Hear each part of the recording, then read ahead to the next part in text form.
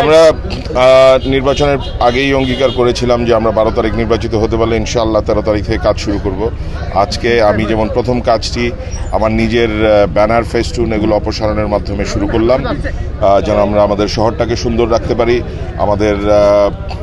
আমার প্রতিটি গাজীপুরের যারা সহকর্মী আছেন, বিএনপির নেতাকর্মীরা আছেন, আমি সকলকে অনুরোধ করব যে সকল অঞ্চল থেকে আমাদের যে প্রচারণার ব্যানার ফেস্টুন যাই ছিল এগুলাকে সরিয়ে নেওয়ার জন্য এবং দ্রুত সময়ের মধ্যে আমাদের শহরটাকে যেন আমরা সুন্দর করে দিতে পারি।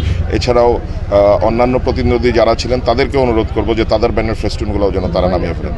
নগরবাসীকে বার্তা দিতে চাচ্ছি যে আমরা আমাদের শহরটাকে যেন সুন্দর রাখি এবং পদ্মা সেতু, মেট্রো রেল এবং এলিভেটেড এক্সপ্রেসওয়ে নির্মাণের গর্বিত অংশীদার বসুন্ধরা সিমেন্ট পরিষ্কার রাখি এবং আমাদের যতটুকু আমরা নিজেদেরকে পরিষ্কার রাখতে পারবো, আমাদের মন পরিষ্কার হবে, শহর পরিষ্কার হবে এবং আমরা যদি ছোট ছোট করে নিজের জায়গাটাকে নিজে পরিষ্কার করে রাখি, ইনশাল্লাহ আমরা সুন্দর একটি গাজীপুর গড়ে তুলতে পারবো। নাগরিকদের উদ্দেশ্যে কি বলতে চান?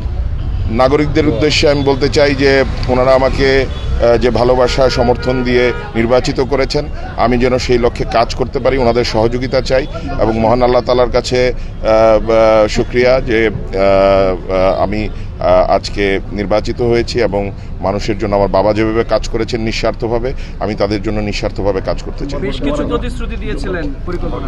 ইনশাআল্লাহ আমরা মাত্র যেহেতু গতকালকে নির্বাচন হলো, আমাদের সরকার গঠন করতে যাচ্ছে ইনশাআল্লাহ বিএনপি, এবং আমরা পরিকল্পনা করে কোনটা আগে কোনটা পরে প্রায়োরিটি বেসিস আমরা ঠিক করে কাজ করব এবং আমাদের যে প্রতিশ্রুতি আমি দিয়েছি এবং আমাদের বিএনপির পক্ষ থেকে আমাদের মাননীয় চেয়ারম্যান তারেক রহমান সাহেব যে প্রতিশ্রুতি দিয়েছেন সেগুলো ইনশাআল্লাহ পূরণে আমরা সকলে কাজ করব একসাথে।